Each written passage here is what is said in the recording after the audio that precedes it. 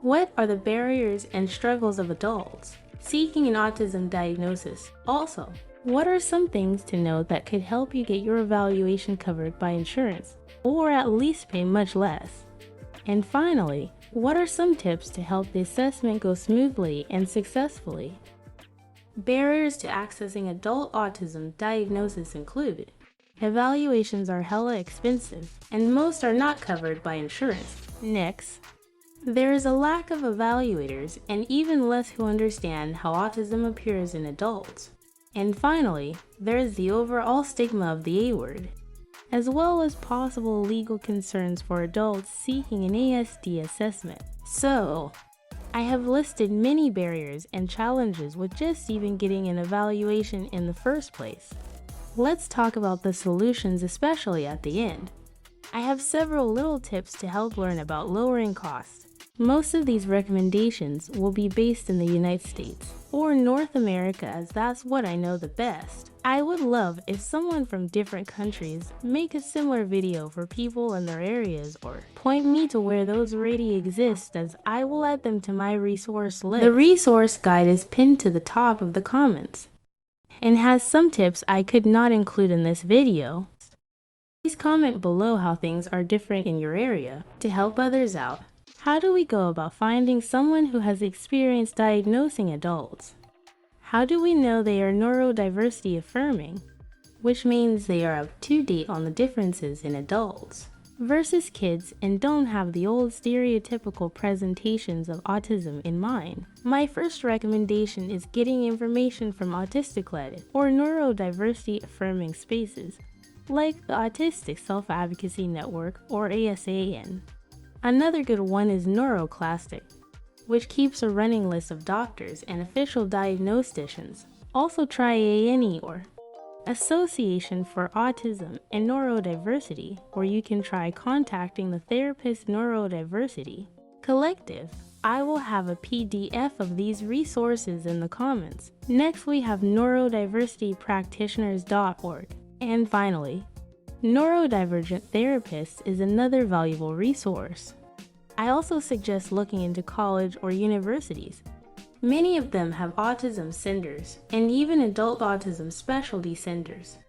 They may offer research studies to join, or at least a less expensive way to get an assessment. How to prepare for your assessment?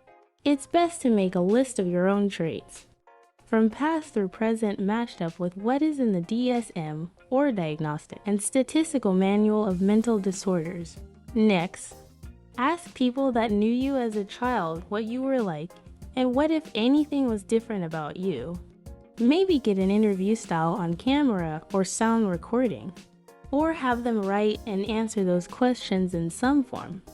I have a free downloadable form pinned to comments of all the questions you can ask potential doctors and family members. Gather old pictures and videos of what you believe show your autistic traits when you were younger. Ask family members and extended family if they have any photos or videos of you as well. Remember, just like parents are advised, answer the questions for your evaluation as if it was talking about your worst day, because you want support in case all of your days become the worst. This is just allowing for the unreliable nature of our bodies and disability. Co-occurring conditions may be able to get you medical evaluations covered by Medicaid or insurance if you have a neurological disorder like epilepsy, multiple sclerosis, or are suspected of one. Even if you have just noticed a distinct decline, or if you feel your cognitive condition is declining, then it's a medical matter and usually can get covered for a neuropsychological assessment. For instance, I have epilepsy and have noticed a cognitive decline in memory, reading skills, and focus.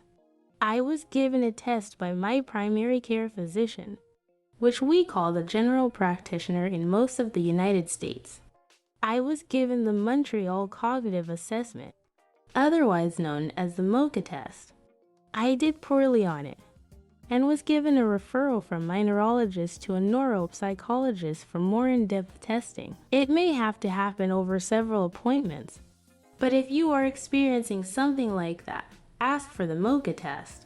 I noticed that when I said I was losing time in my day, doctors finally listened to me with urgency to test me further. Last, try to look on social media for neuropsychologists, psychiatrists, and specific mental health professionals who can officially diagnose autism in your state, region, or country. This last part is important to take note of because who can diagnose autism officially is different in every state or country.